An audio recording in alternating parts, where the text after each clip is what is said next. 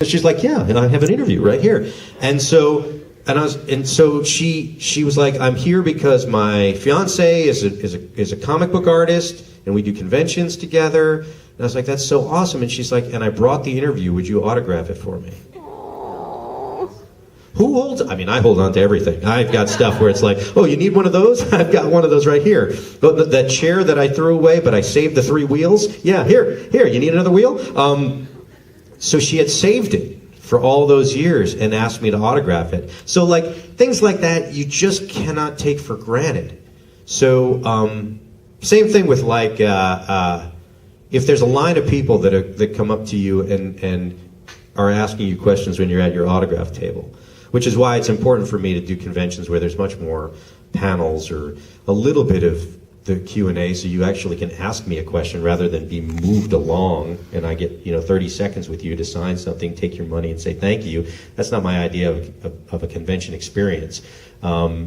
Is that moment is the fans' moment. They don't know that 5 people ahead of them asked me the same question, and the 5th person after them is going to ask me the same question. That's the question that person saved up to ask me in their moment with me.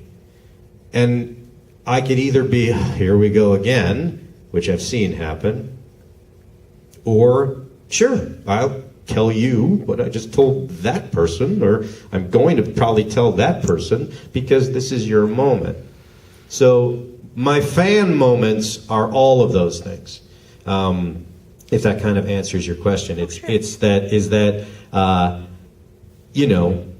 definitely times where people kind of cross the line a little bit, and I have to be like, I can't marry you. There's that, but all in all, this is a very respectful community, and I think that if I didn't enjoy it and I didn't relate to it on many levels, I've been the new kid at school.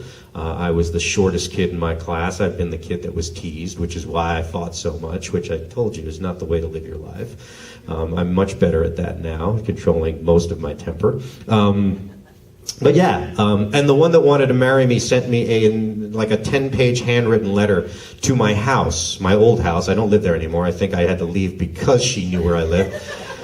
Sent it to my house, and it had to be thrown away. It could not stay within the walls of my home. It was very, very spooky. It was definitely a little crazy. I used to live in the bottom floor. I rented the bottom floor of a brownstone, which if you're not familiar, it's kind of like, I'm sure, not that I want to reference that particular show because of what's going on this week with his trial, but the Cosby Show had like the stoop, the stairs that go up, and then it's like a 3-story house, and it's like the parlor level, whatever. The garden level, which is also the servants' quarters, as that they were called, is where my apartment was, and then the family lived in the 3 top floors. So I entered underneath the stairs, and I was the guy under the stairs like a little troll, and they lived upstairs. But I was traveling a lot, and I remember coming home one Sunday night, and my landlord. The wife came downstairs. She's like, Eric, while you were gone, someone came banging on your door looking for you, like some crazy rabid fan. And I was like, yeah, I think it's going to be time I need to move. Yeah. So don't do that. If you want me to still be like, I love my fans, don't come knocking on my door without like me inviting you over. So, but yes, I took that letter that was written to me to marry Kaiba.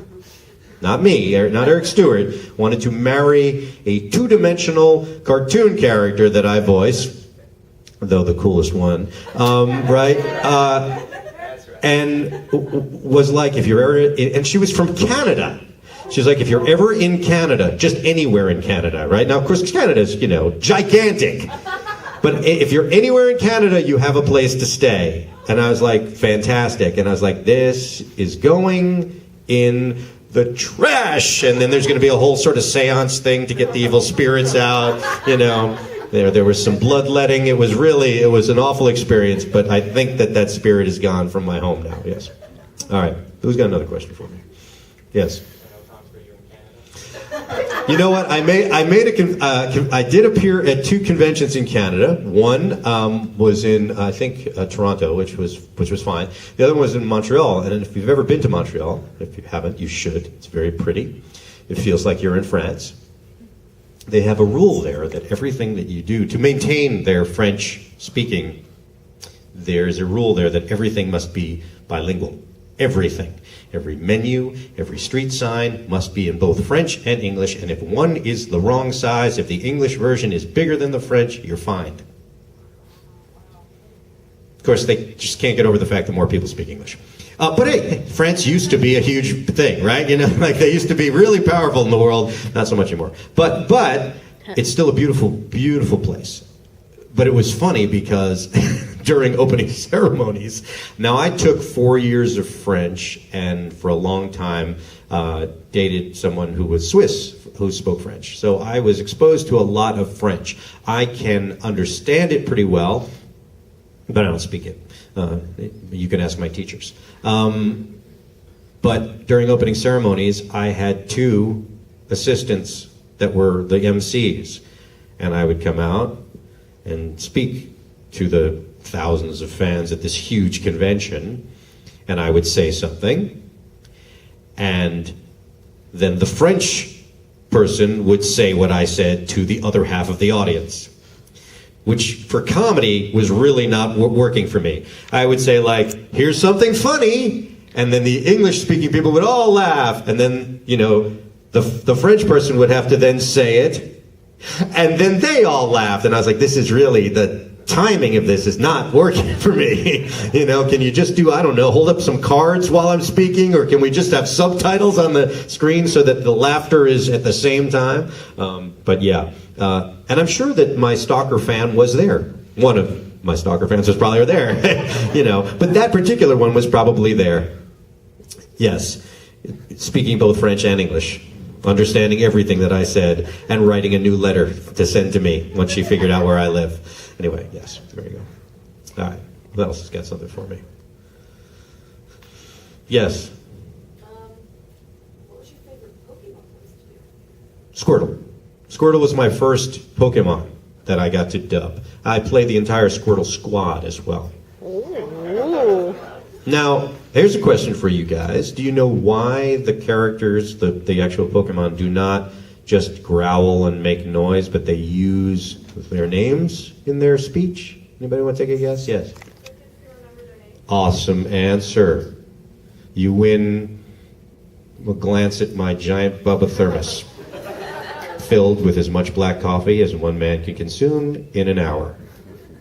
Yes, since there were so many of them, if we kept saying, this is Squirtle, it's Squirtle, it's Squirtle, by the way, it's Squirtle, Squirtle, do you get it? Squirtle? Then the kids would remember it. So now think about the other thing is, speaking sentences with just one word to convey a message.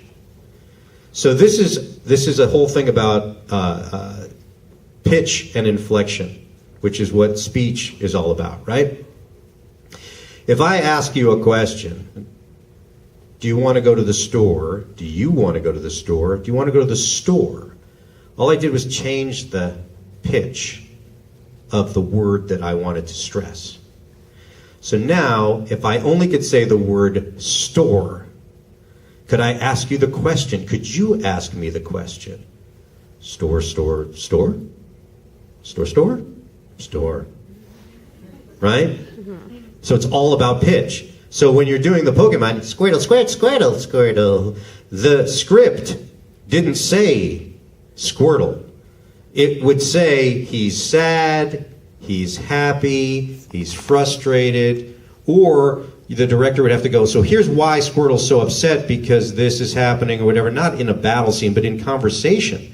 So the Squirtle Squad had multiple registers that I had to remember which one spoke lower, higher, whatever. But they also were speaking to each other in single word sentences. So that's tricky. I did that with Sword Knight and Blade Knight on Kirby. So one of them, I couldn't remember which one, whether it was Sword Knight spoke understandable English, and we decided that the other one would speak ridiculous, nonsense Scottish. Which, if you've ever actually spoken to someone from Scotland who's really from Scotland, you probably won't understand them anyway.